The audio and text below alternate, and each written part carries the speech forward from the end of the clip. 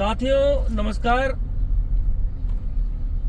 उमेश शर्मा काऊ, जिनकी भूमिका हमेशा से ही संदिग्ध रहती है। रायपुर विधानसभा की अगर हम बात करें तो तमाम रोहिंग्या बांग्लादेशियों को झोपड़पट्टी में बसाने वाले विधायक और उन्हीं वोट बैंक के नाते विभिन्न सरकारों को हमेशा से ही चुनौती देने वाले विधायक के रूप में काऊ की पहचान होती रही है।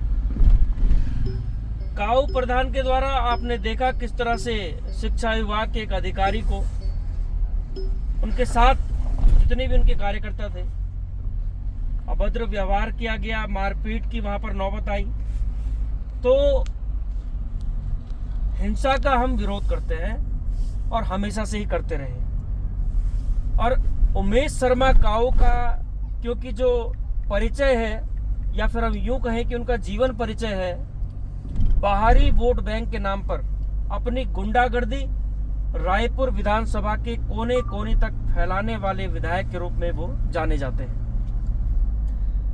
ये मामला सुर्खियों में इसलिए रहा क्योंकि विधायक के साथियों ने वहां पर एक अधिकारी के ऊपर हमला किया, जिसकी हम निंदा भी करते हैं। और उमेश शर्मा काऊ का जो एक कृत्य है वो किसी भी तरह बर्दाश्त नहीं किया जा सकता क्योंकि उनकी भूमिका हमेशा से ही संदिग्ध रही है। लेकिन मैं आप सबसे ये सवाल करना चाहता हूं साथियों कि क्या ऐसे अधिकारियों, ऐसे कर्मचारियों, ऐसे नेताओं को इस राज्य में संरक्षण देना चाहिए जो जनता की आवाज को दबाने का काम करते हैं, जो विभिन्न विभागों में दलाली तक सीमित है।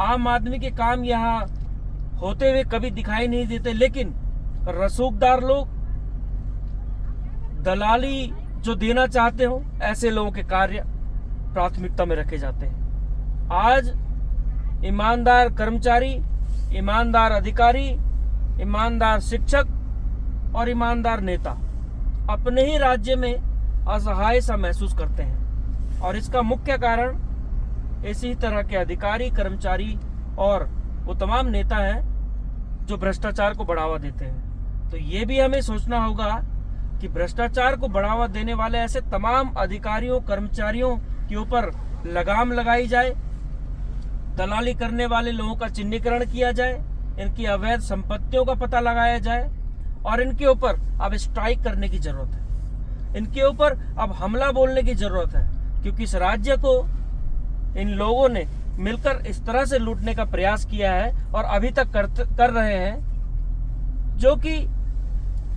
सभी को दिख रहा है। इस लूट में आम आदमी का नुकसान तो होता ही है, लेकिन ईमानदारी से काम करने वाले उन तमाम कर्मचारियों, शिक्षकों, नेताओं, अधिकारियों का भी शोषण होता है जो इस व्यवस्था को बदलना चाहते हैं, फिर बदलने का प्रयास कर रहे हैं। तो इस वीडियो के माध्यम से मैं आप सभी से सिर्फ यही अनुरोध करना चाहता हूं साथियों कि ऐसे सरकारी कर्मचारियों का भी चिन्हीकरण हमें करना चाहिए जो जनता की आवाज को उठाने, जनता को सहूलियत देने के बजाय दलालों के शिकंजे में फंसे हुए हैं और सिर्फ अपनी जेबों को भरने का काम कर रहे हैं। मुझे उम्मीद है इस मुहिम में भी आपका साथ हमें मिलेगा और हम उस उत्तराखंड की कल्पना को सार्थक करते हुए आगे बढ़ेंगे जिसके लिए हमारे शहीदों ने बलिदान दिया। इस राज्य को उस नींव की जरूरत है जो भ्रष्टाचार को हटाए और भ्रष्टाचार से हम सबको बचाए। मुझे उम्मीद है आप सबका साथ हमेशा की तरह इस मुहिम में भी मिलेगा और याद रखिए कि ये भ्रष्टाचार ही सबसे बड़ी जड़ है जो आज इस प्रदेश के युवाओं, प्रदेश के बुजुर्गों और उन तमाम साथियों को पीछे छोड़ते हुए बाहरी प्रदेशों के लोगों को आगे बढ़ा रही है। भ्रष्टाचार ही वो जड़ है जो आम आदमी को उसकी जरूरतें पूरी तो नहीं करवा पा रही, लेकिन रसूखदार दलाली करने वाले तमाम लोग आज बड़े बड़े महल, बड़ी बड़ी गाड़ियों में घूम रहे हैं। ऐसे तमाम लोगों का चिन्हीकरण भी हमें करना है और भ्रष्टाचार मुक्ति की बात भारतीय जनता पार्टी तो सिर्फ मुझे लगता है हवा हवाई करती है, लेकिन भ्रष्टाचार मुक्त भारत और भ्रष्टाचार मुक्त उत्तराखंड का जो संकल्प हमने लिया है वो किस तरह से साकार हो, इसमें हम सबको मिलकर प्रयास करना चाहिए। आप सभी का साथ मुझे मिलेगा, ये मुझे उम्मीद है, हमेशा से मिलता रहा है और आगे भी मिलेगा, और हम भ्रष्टाचार मुक्त समाज की तरफ आगे बढ़ेंगे। इन्हीं शब्दों के साथ जय भारत, जय उत्तराखंड।